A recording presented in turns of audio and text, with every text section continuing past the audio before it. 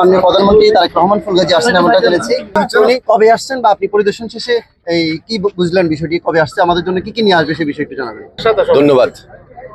মাননীয় প্রধানমন্ত্রী জনাব তারেক রহমান নির্বাচনের পর ফেনী জেলায় প্রথম আসবেন ইনশাল্লাহ।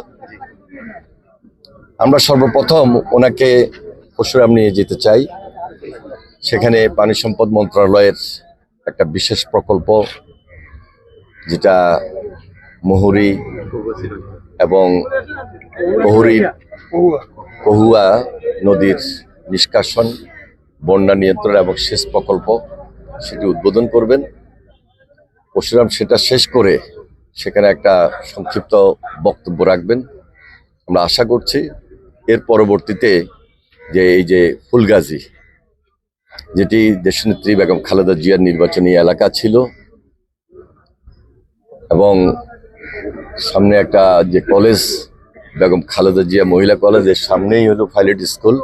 আমরা এটাও আশা করছি যে এই স্কুল মাঠে একটা সমাবেশ, সেখানে তিনি অংশগ্রহণ করবেন। বিস্তারিত এলাকার মানুষের প্রত্যাশা অনুযায়ী তিনি তার বক্তব্য রাখবেন।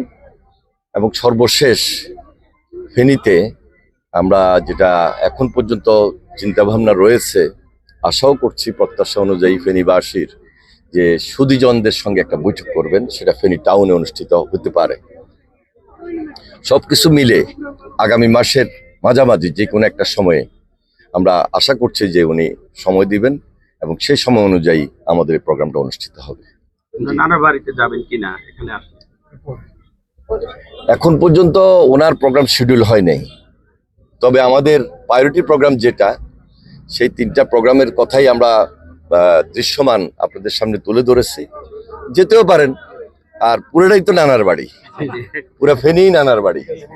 তা আমরা দেশনেত্রী বেগম খালেদা জিয়া, ওনার দীর্ঘদিনের স্মৃতি, ওনার সঙ্গে আমরা সবাই মিলে রাজনীতি করেছি, এলাকার মানুষ সবাই ওনার ভক্ত। মরহুমা দেশনেত্রী বেগম খালেদা জিয়ার জন্য আমরা দোয়া প্রার্থনা করি, আল্লাহ তাআলা যেন ওনাকে বেস্তি নসিব করেন। প্রধানমন্ত্রীর মধ্যে ফুলগাজী প্রেস ক্লাবের পক্ষ থেকে বলছে তো।